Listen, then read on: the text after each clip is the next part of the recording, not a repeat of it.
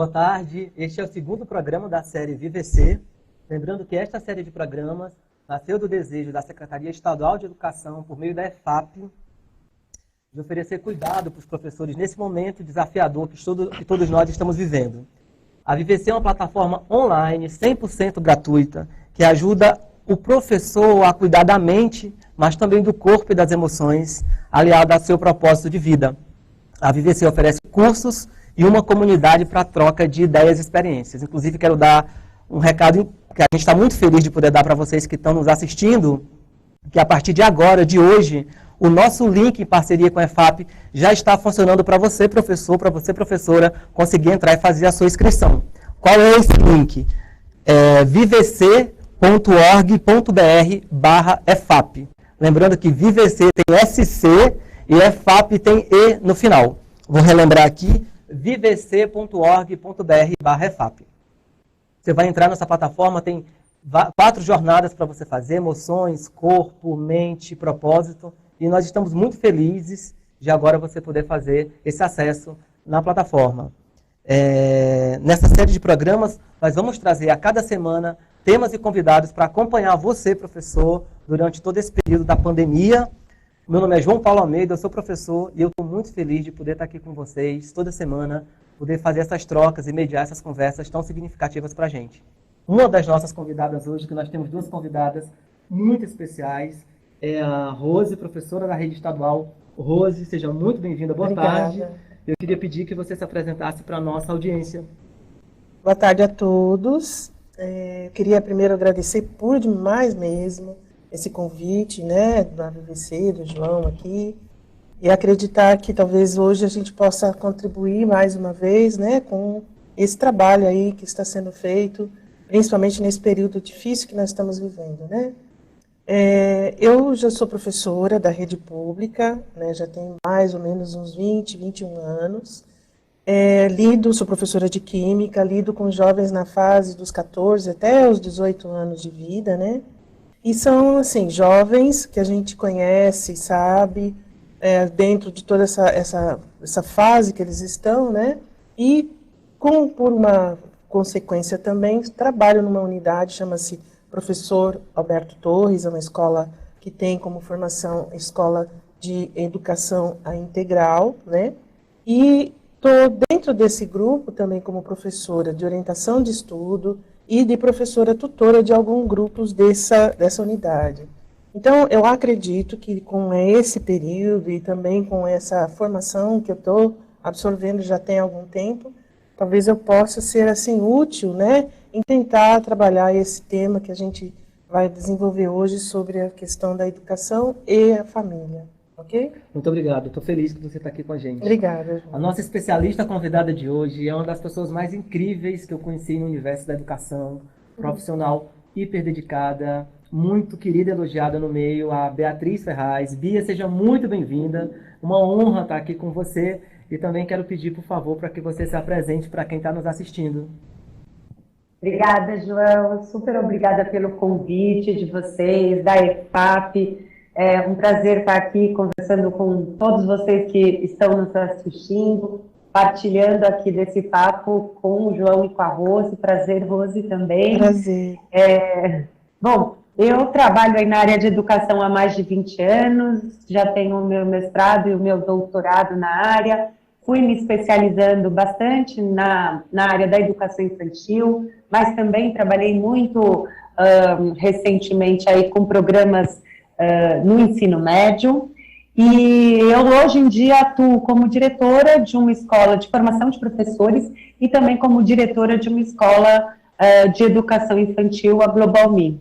E é um privilégio estar aqui conversando com vocês, porque nessas diferentes posições que eu já ocupei aí profissionalmente, me relacionei muito olhando do lugar, né, das famílias, mas também do lugar das crianças, dos jovens, e principalmente do nosso lugar enquanto educadores. Então, espero poder contribuir aqui para as nossas reflexões. Bia, muito obrigado, muito obrigado. O nosso tema de hoje, como a família pode apoiar os estudantes neste momento, inclusive, já vou fazer a primeira pergunta para você, Rose. Desde ontem, as aulas do Estado estão funcionando na modalidade remotas, né? E os pais, como todos nós, já estão enfrentando a fragilidade por conta do isolamento social, de todo esse contexto que nós estamos inseridos. Quais que você acredita, na sua experiência de professora, de estar vivenciando isso em primeira pessoa, no dia a dia, quais você acredita, quais são os maiores desafios e dificuldades para essas famílias neste momento? Olha, João, eu poderia linkar, assim, alguns pontos desse momento, né? Nós estamos vivendo há mais de 40 dias, né, esse isolamento, as famílias, todos nós, né? E, assim, eu acredito que o tédio, que a ansiedade, ela vem, assim, permeando muito esse espaço familiar, trazendo, assim, uma certa vulnerabilidade, né, na relação família, né? Então, eu creio que esse isolamento vai, assim, nos fortalecer e, ao mesmo tempo, proporcionar várias formações de auxílio da família. Um outro item que eu acho assim bastante importante também a gente linkar é que assim as famílias, principalmente os pais, as casas às vezes são casas simples, casas que têm um espaço físico muito pequeno e então assim os pais às vezes até têm vontade de proporcionar aos filhos um melhor local para que ele possa desenvolver este momento a sua educação, o que já aprendeu, o que está aprendendo, mas é complicado porque não tem às vezes muito o que fazer para melhorar isso, né? Outra coisa também que eu acho assim bastante interessante pensar é com relação ao uso da tecnologia. Mesmo, por exemplo, se a prefeitura fornecer uma banda larga, alguma coisa para os seus filhos, seus alunos, na verdade, os pais às vezes precisam dividir até o próprio o celular ou usar as mídias que a família tem com o filho, então fica difícil você conseguir contornar esse uso, né? Outra coisa também que eu acho assim bastante interessante é o domínio que os pais precisam ter do conteúdo, mas às vezes os pais não sabem o que fazer, né? Às vezes tem até vontade de querer sentar com o filho e ver o que é que o filho está aprendendo, o jovem, a criança, enfim. E, às vezes o espaço de conhecimento do filho e do pai às vezes é distante, então eles não conseguem, às vezes por mais vontade que tenha, conseguir ajudar os seus filhos, né? Uma outra situação também que às vezes eu vejo é com relação ao domínio da tecnologia. Os pais, muitas vezes, eles não conseguem ter, como a gente pode chamar de, não são nativos na digitação, e esse momento que a gente agora está fazendo essa atividade remota, os pais precisariam, além de conhecer, para poder fornecer aos filhos o conhecimento para usar melhor essa tecnologia, às vezes eles não conseguem. Por quê? Porque também não tem o domínio. Então, eu acho que esses seriam os maiores assim, fatores para este momento, né, que a gente está tendo em termos de família, né, essas situações difíceis, vulneráveis que as famílias estão vivendo, né? Então é isso, eu acho. Muito obrigado. Ô, Rose, é muito desafiador esse momento para todos nós. Eu gosto muito eu li esses dias no artigo que todos nós somos arremessados nesse novo contexto, né? Sim. Professores, pais, alunos, Sim, quer dizer... sim. E não existe uma saída fácil, né? Assim, eu gosto muito daquela frase que não tem uma bala de prata para a educação para resolver. Você já não tinha antes. Imagina agora com esses novos desafios. Sim.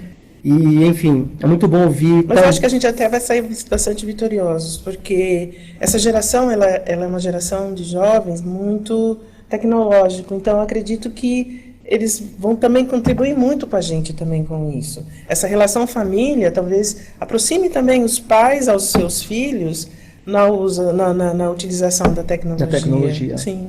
Muito bom. Eu quero agora perguntar para a Bia. Bia, ouvindo a Rose com a sua experiência, e você também está vivenciando isso com a sua prática de escola, de sala de aula que é também permanente, tem dicas, e quais as dicas que te ocorrem práticas para que esses professores consigam minimamente auxiliar também, professores e gestores, auxiliar os pais, as famílias nesses momentos, assim? O que te ocorre quando tu pensa nisso? Eu acho que a Rose traz pontos que são bem importantes, e acho que o primeiro deles que eu gostaria de destacar aqui na nossa conversa até faz uma relação aí que você falou da solução única, né? A solução única não existe, porque também não existe uma família única, uma criança única, um adolescente único, né? Nesse momento, a gente está falando, por exemplo, de alunos de diferentes idades. A gente está aqui conversando de uma proposta de ensino remoto que vai ter que ser pensada para as crianças dos anos iniciais, mas também dos anos finais do fundamental e também para o jovem.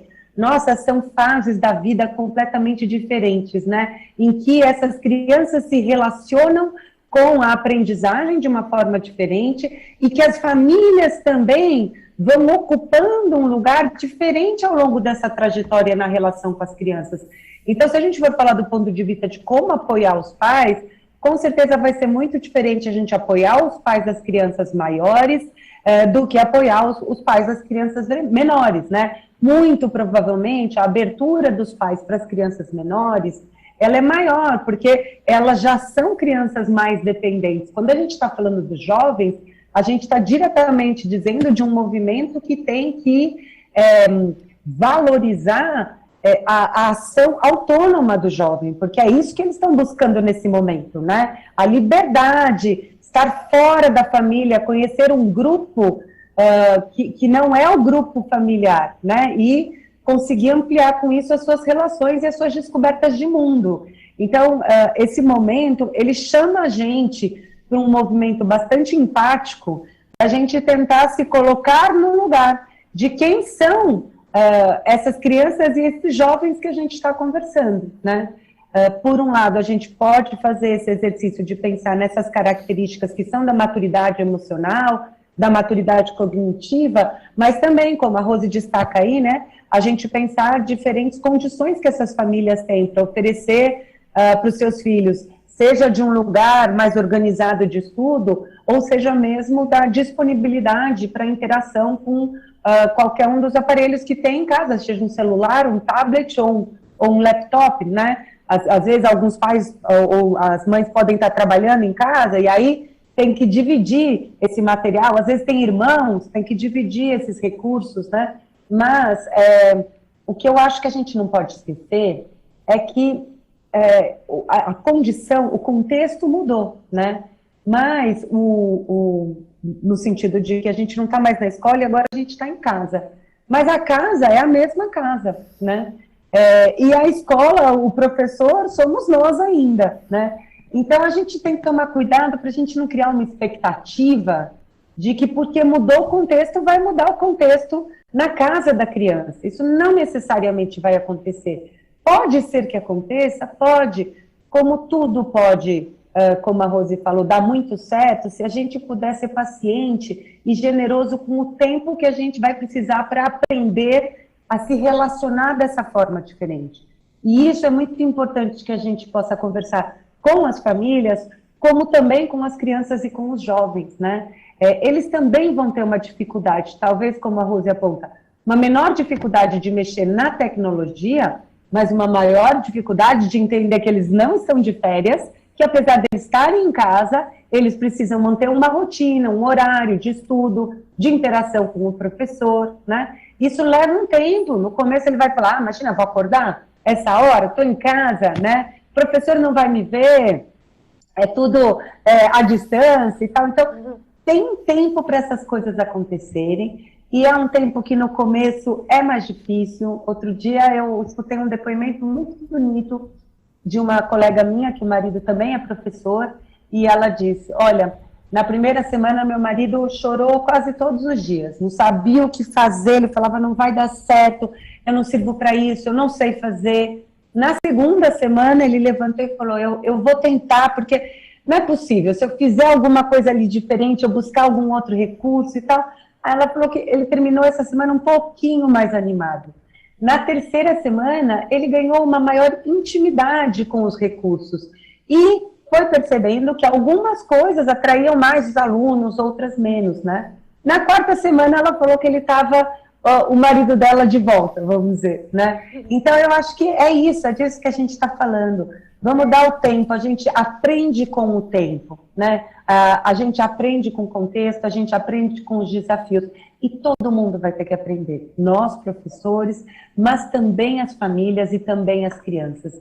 E nesse sentido, se eu pudesse falar um pouco de dicas práticas, né? Como o João comentou aqui, eu diria que uma coisa muito importante para a gente considerar nesse momento é valorizar os contextos de autonomia, né? A gente está passando por uma situação difícil, a Rose comenta aqui, o pai que trabalha, que está em casa, mas está trabalhando, ou os pais que não estão em casa, muitos jovens que estão sozinhos em casa, quer dizer, como é que a gente vai demandar contextos de aprendizagem que eles precisem contar com outros adultos ou outras pessoas? A gente tem que selecionar quais são as competências, as habilidades que a gente vai privilegiar para serem trabalhadas nesse momento. Esse é um grande desafio. Vamos trabalhar com a competência da autonomia dessas crianças e desses jovens, né? O que é possível fazer com cada uma dessas faixas etárias, valorizando aquilo que eles já sabem fazer. E para que a partir desse suporte que eles já têm, eles consigam avançar, seja ampliando, sejam aprofundando seus conhecimentos. Vamos priorizar esses contextos que dão mais facilmente a liga entre o repertório que eles já tinham e o repertório que a gente está trazendo nesse contexto diferenciado, que é um contexto remoto.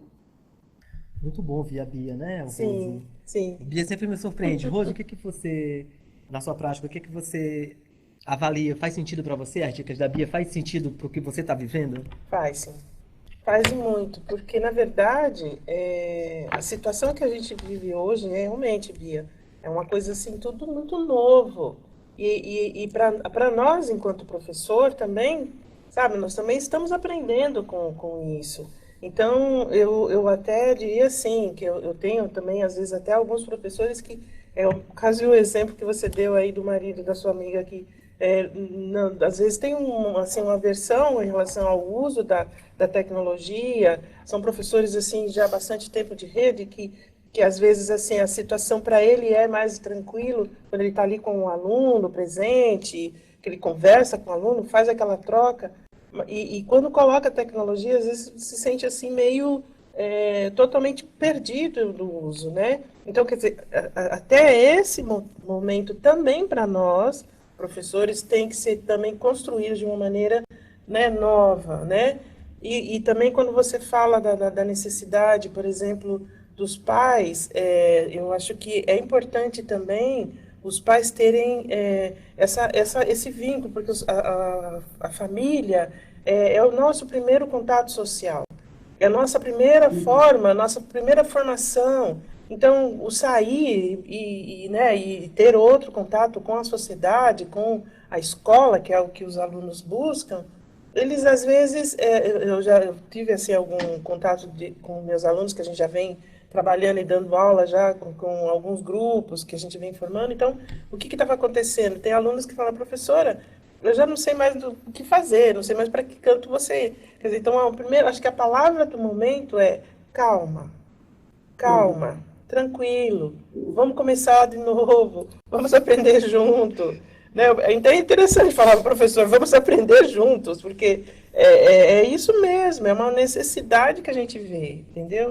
É isso que eu sinto no que você na fala da Bia e da realidade que a gente vive hoje, porque assim, como professora tutora, às vezes eu sinto que tem alunos que a ansiedade nessa fase, nessa geração é muito grande. A necessidade da imediação, que a coisa que seja tudo para ontem, e não é.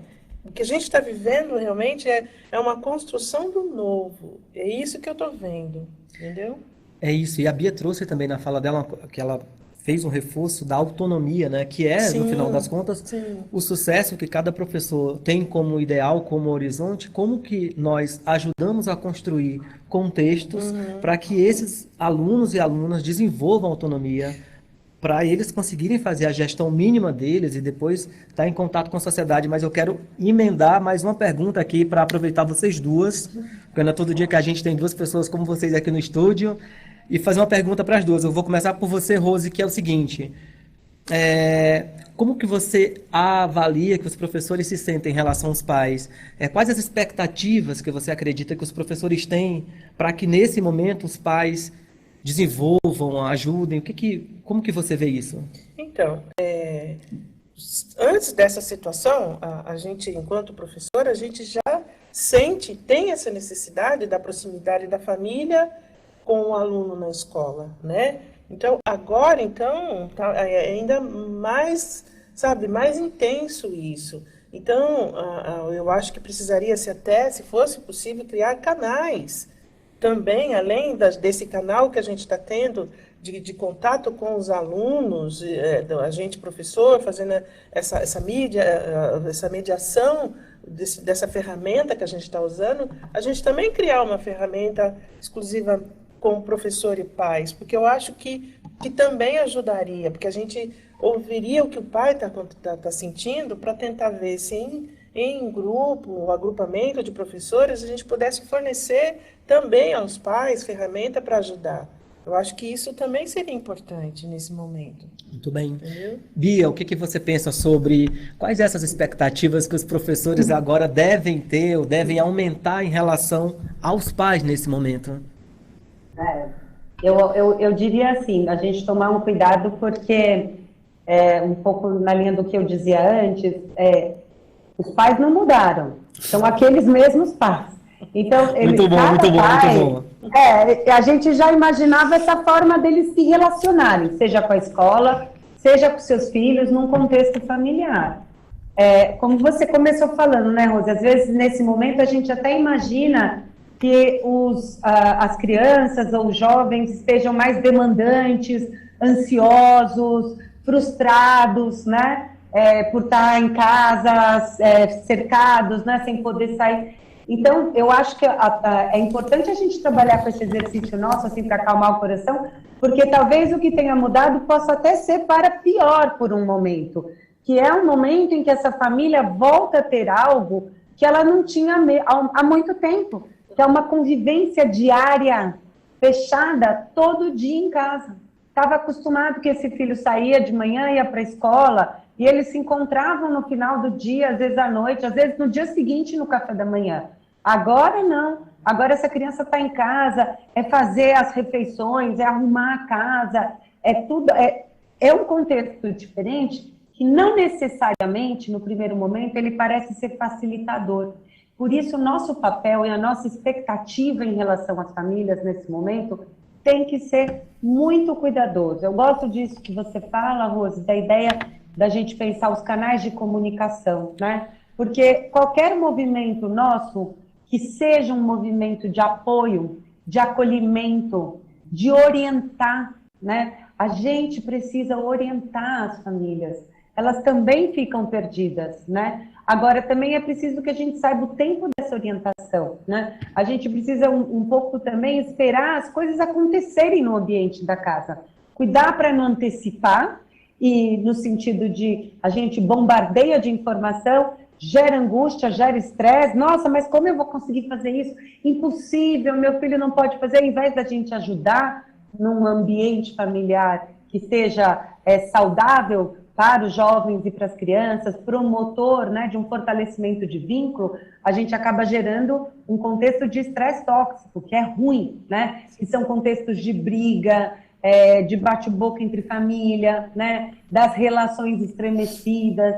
Então, por isso que a ideia que eu reforço mais uma vez aqui, essa ideia da autonomia, ela é bastante importante. Esse é o momento em que todos os familiares, né, e aí as crianças e os jovens, nossos estudantes, fazem parte desse contexto, quando eu falo isso, todos estão demandantes de algum sentimento, de algum desejo, de algum interesse que está diferente. Isso está diferente, porque não está no seu ambiente normal, né? E aí a gente precisa acolher isso, trazer isso para o cotidiano.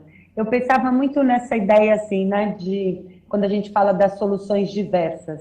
O contexto da sala, nós como professores, ele já traz um desafio gigantesco, né? Muitas vezes a gente tem aquele jovem que chega cansado, está na cadeira, e dorme a aula inteira, tem aquele que passa a aula inteira conversando com o outro, um que passa a aula inteira olhando no celular, mas tem também um outro que está lá, olha, participa, faz pergunta, quer dizer, o ambiente da sala, o ambiente de sala, ele é diverso. E essa diversidade agora a gente leva para esse ambiente remoto, né? Como trabalhar com isso, como acolher isso, né? Como acolher a especificidade de cada um dos nossos alunos e também de cada um desses contextos familiares. Não estou dizendo que a gente vai fazer uma intervenção individualizada, mas que a gente busque canais, como a Rose falou aqui, né? Canais em que a gente possa atuar mais ativamente, dando abertura, se mostrando aberto para acolher, apoiar, orientar, né? Falar sobre rotina com as famílias é muito importante, não para a gente dizer para elas a rotina que a gente acha que tem que ser, a rotina a ser cumprida, para a gente ajudá-los dentro da condição, do contexto familiar deles, a encontrarem uma rotina. Todos nós temos uma rotina, a gente tem que evitar julgar a rotina do outro, né? Então, cada família, dentro das suas possibilidades, encontrar uma rotina. Às vezes não vai dar para pôr a mesa da criança, que vai ser a mesa de estudo. Não deu até agora, por que agora vai dar? Mas dá para combinar que a mesa onde a gente almoça, num período da manhã, é a mesa da criança. Então, esse diálogo, esse apoio é bastante importante. Existem orientações que são gerais, que a gente pode, sim, dar para as famílias. Existe uma própria ação nossa de considerar a demanda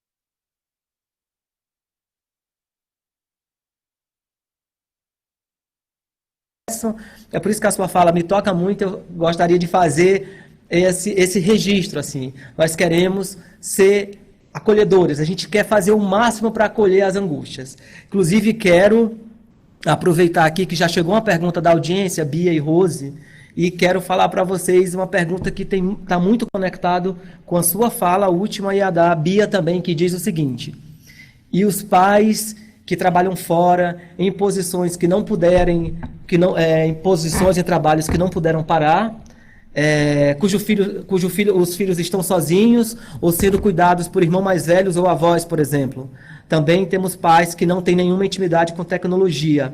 E aí a professora aqui pergunta: é viável pedir que apoiem os alunos nesse contexto? Olha, eu acho sim, porque na verdade, como a gente comentou, nós estamos todos trabalhando num momento que é novo para todo mundo, né? Então eu acho que tem que ter um pouquinho de boa vontade também de todo mundo, um pouquinho, abrir mão, entendeu? Olha, eu não sei, eu não conheço, não sei mexer com isso, mas vamos tentar. É o que a Bia falou. O marido, achei interessante você falar, ele chorou uma semana, depois ele falou, não, eu vou tentar, vamos ver o que eu vou fazer. E assim foi. Eu acho assim, enquanto tudo é possível, desde que a gente tenha boa vontade para tentar fazer, entende? Mas eu acho que tudo começa primeiro, normalmente, com a tranquilidade, com a paz, com o equilíbrio. Eu acho que esse momento, equilíbrio emocional é primordial. Eu sei que não é fácil, não está sendo fácil, E nós não vamos conseguir sair inteiros muitas vezes. Muitas partes da gente vai se quebrar ao longo desse caminho. Mas nós temos que tentar, né? Então eu acho isso possível, sim. Né? Eu até, usando um pouco o que a Bia falou, assim, que é uma das coisas que eu tenho escutado, na semana passada nós tivemos planejamento, né, dentro do que foi possível para nós enquanto professor, eu ouvi muito uma coisa falando sobre a escuta ativa. A gente precisa ter escuta ativa, começa por aí, porque a gente ouve, mas não escuta. Sabe? É uma coisa assim maluca. Então, é importante, sim, você ter esse processo de ouvir, aprender a ouvir, entendeu? Então, e depois ver as tomadas de decisões que poderiam ser feitas. Eu sei que não vai ser fácil, mas tem que se tentar. Tem que tentar. Bia, para você, devolvo para você. Passa a bola aqui. Eu acho super relevante a pergunta. E eu até juntaria com uma outra questão que você trouxe antes, João, e que aparece na fala inicial da Rose. Os pais não são professores.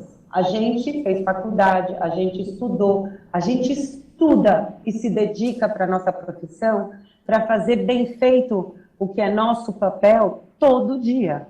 E agora não é o momento, então, da gente abrir mão de tudo isso que a gente faz e dizer que alguém que escolheu outra profissão vai ser capaz de fazer a mesma coisa que nós. De jeito nenhum, né? Então, mais uma vez eu digo, nós, enquanto professores, nesse momento, vamos ter que escolher o que as crianças conseguem fazer sozinhas e vamos ter que pensar quais são os apoios possíveis, porque os pais podem ajudar. Qualquer pai, você pode perguntar para qualquer pai. Acho que a reação da Rose tem muito a ver com isso, né, Rose? Qualquer pai que você pergunte, você quer o bem do teu filho? Quero. O que você deseja da escola? Que a escola forme bem meu filho para ele ser alguém na vida. Qualquer família tem esse desejo em relação ao seu filho, né? No sentido de, por isso que está privilegiando colocá-lo na escola, investindo nesse diferencial. Então, é claro que as famílias querem apoiar, mas nem sempre elas têm a condição de apoiar.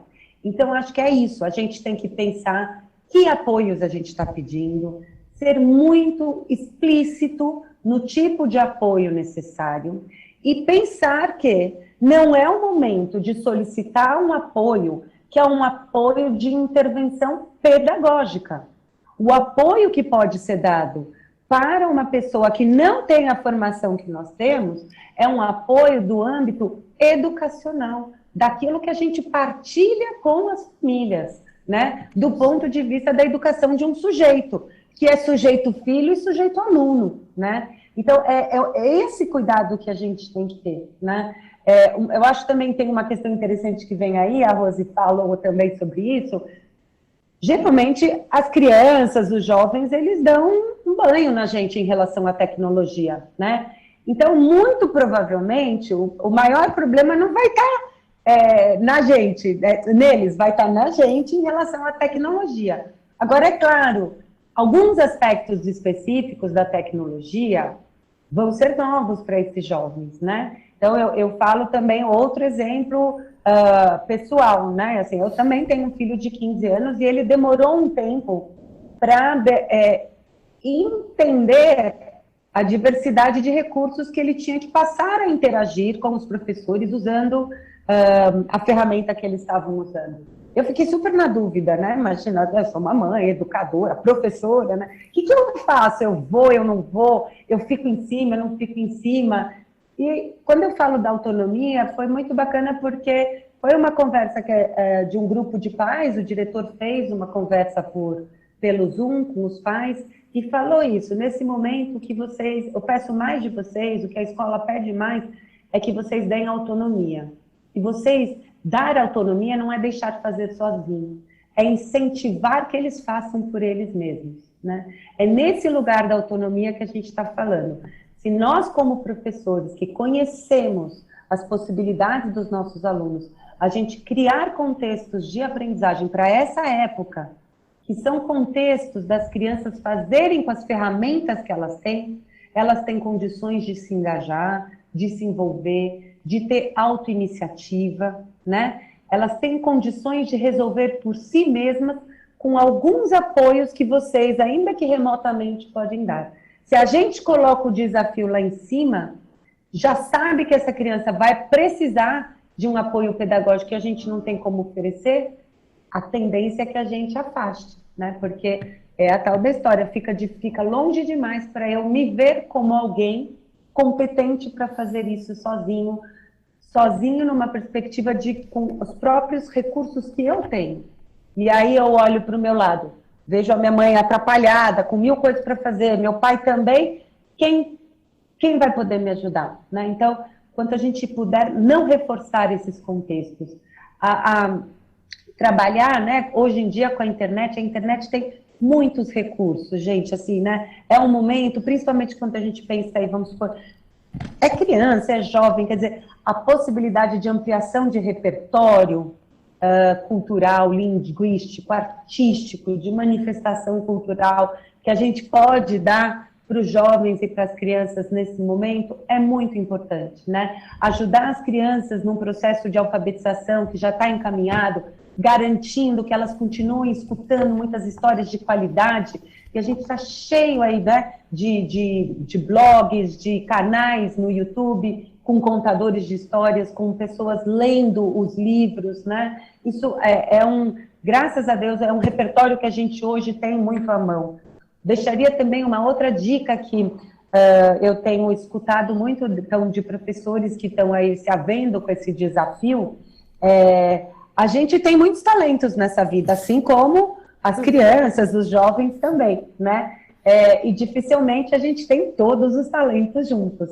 Então, a melhor coisa da convivência, uma das melhores coisas, é a gente poder encontrar pessoas que completam a gente, né? Com que a gente possa trocar os talentos e apreciar o talento dos outros e ficar feliz porque os outros também apreciam os nossos talentos. Então, o trabalho agora em pares entre professores pode ser uma estratégia muito legal. Tem professores que se dão muito bem fazendo um Zoom, falando online. Tem professores que se saem melhor pensando contextos de desafios escritos que as crianças vão fazer, ou mandando um áudio, ou pensando num contexto de aprendizagem. Isso pode acontecer, se apoiem nesse sentido. Nem todo mundo precisa ter a mesma intimidade com a tela, com esse contexto que, num primeiro momento, parece muito artificial. Não vejo seus olhos, não toco você, né? Não sinto o seu toque. É estranho. Para nós, professores que trabalhamos com interação, com presença, com olhar, é muito estranho. Mas a gente tem os diferentes talentos e temos amigos que podem nos ajudar e a gente ajudar eles. Então, acho que essa também pode ser uma dica muito interessante. Muito bem, eu queria chamar a atenção para duas coisas. A gente já está caminhando aqui para o final. Como passa rápido, né? É verdade. Pensando que a gente ia falar a tarde inteira. Pessoal, a gente quer mais tempo. Eu queria chamar a atenção para duas coisas que a Bia trouxe. E já vou para as considerações finais de vocês. A gente ainda tem um vídeo para mostrar para quem está assistindo a gente hoje, mas que me chamou a atenção, que é não exigir, não pedir que os pais tenham esse conhecimento pedagógico, né? Eu gostei muito dessa abordagem da Bia, desse entendimento também, para esses pais, sobretudo, desse trabalho em pares que é possível com os colegas professores, né? Desse intercâmbio de experiências e de práticas que esse momento também exige, né? Sim. Então isso é muito legal do que ela trouxe, né, Rose? Sim, e eu vou, assim, usar como testemunha. Eu também, você falou do Zoom, eu não sabia fazer o uso dessa ferramenta, né, de uma maneira adequada, né? E aí pedi realmente, eu fiz exatamente o que você falou. Eu pedi ajuda a uma colega que tem muito conhecimento disso, ela fez um tutorial para mim, mandou para mim pelo WhatsApp, li, olhei, vi, testei, deu certo, estou usando agora também. Então eu concordo, a parceria é o que vai fazer a gente também, enquanto professora, fazer o melhor uso desse momento com a gente, entendeu? Eu concordo, sim. E é muito bacana ouvir vocês, na minha própria experiência como professor, que todos nós desse ecossistema temos o mesmo objetivo. Pais, responsáveis, professores, todos nós queremos cada vez mais propiciar uma aprendizagem da melhor maneira possível para esse aluno. Sim. Vou desafiar o poder de síntese de vocês, mas eu quero que vocês falem considerações finais antes de a gente ir para um vídeo bem bacana que nós preparamos para quem está nos assistindo. Quem começa? As considerações finais sobre esse tema. Posso falar? Pode começar. Para mim, educar é semear com sabedoria e fazer a colheita com muita paciência. É o que eu acho. Muito bem, muito bem. Agora a Rose me acalma, tu acredita? Eu ouvindo aqui a Rose já estou com vontade de ser mais calmo. Bia, considerações finais para esse tema. Você que já deu, contribuições tão importantes hoje. Olha, eu acho que eu queria deixar um recado, uma mensagem, uma partilha de um sentimento de empatia.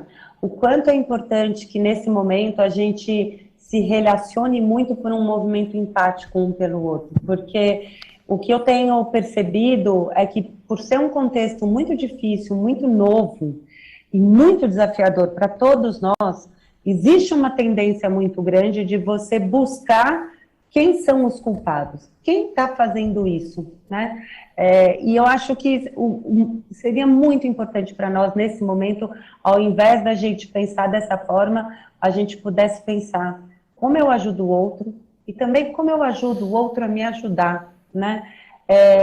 Nessa perspectiva de entender que as dúvidas, as angústias, os questionamentos, eles são diferentes, né? Eu escuto aí, as famílias estão reclamando, mas a escola não entrou em contato, o material não chegou, não sei o quê.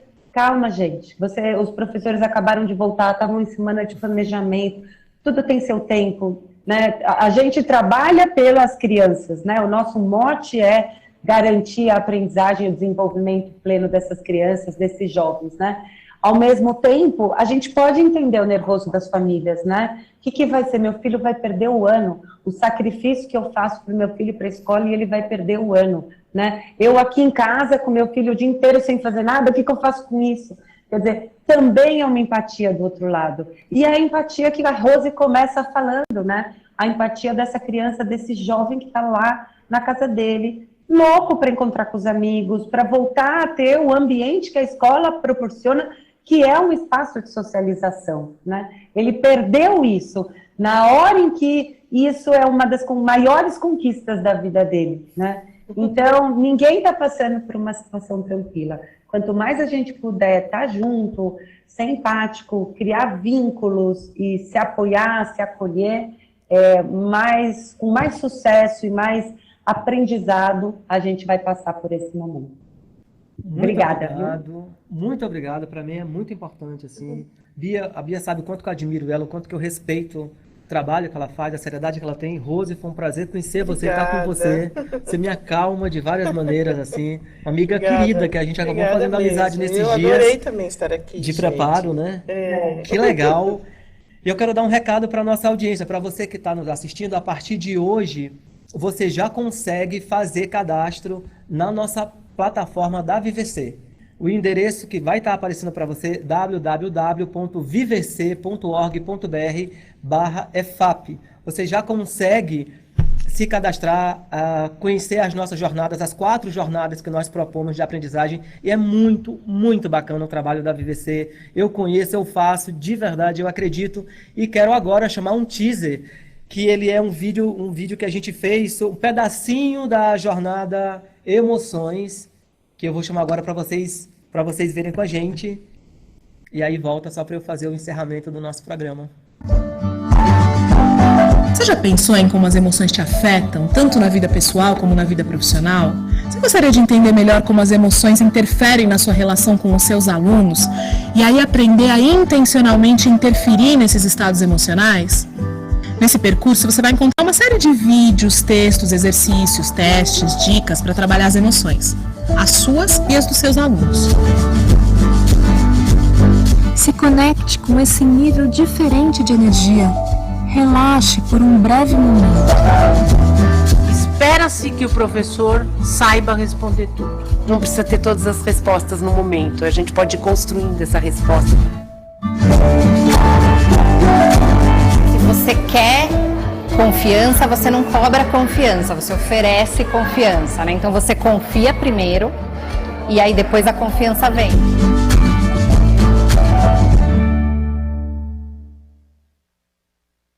Ter acesso à plataforma por meio desse endereço que também está na sua tela, vvc.org.br/efap, vvc com SC e EFAP com E no final. A gente quer agradecer muito, muito a sua presença. Fala nos comentários quais são também os conteúdos e quais as abordagens que você gostaria de ver aqui com a gente nos próximos programas. A gente quer mesmo, assim, com muita vontade, com muita sinceridade, criar esse espaço de parceria e de acolhimento para você, professor, pai, para você, aluno, nesse momento. Acompanhe a VVC nas redes sociais, que a gente vai fazer um bate-papo hoje às 19 horas. Tem lá o endereço nas redes sociais da VVC, Instagram, Facebook, sobre saúde mental do professor. Hoje às 19 nas redes sociais tem. E eu quero hoje, só para finalizar, porque já estão me fazendo sinal ali que eu estourei o tempo, lembrar que hoje é o Dia Internacional da Educação. O nome VVC vem do universo fantástico do escritor João Guimarães Rosa. E eu quero terminar com um trecho de uma poesia do Guimarães Rosa que diz que o correr da vida embrulha tudo, Rose. A vida é assim, esquenta, esfria, aperta e aí afrouxa. Sossega e depois desinquieta. O que a vida quer da gente, o que ela quer da gente é coragem. Não é fácil para nenhum de nós, mas somos todos desafiados a ser corajosos, mais do que o de costume. É um prazer estar aqui com vocês. A gente se vê na próxima quinta-feira. Um beijo, até lá. Força para todos nós. Vamos atravessar isso junto, pessoal. Um beijo. Beijo, Rose. Tchau, gente. Tchau. Tchau.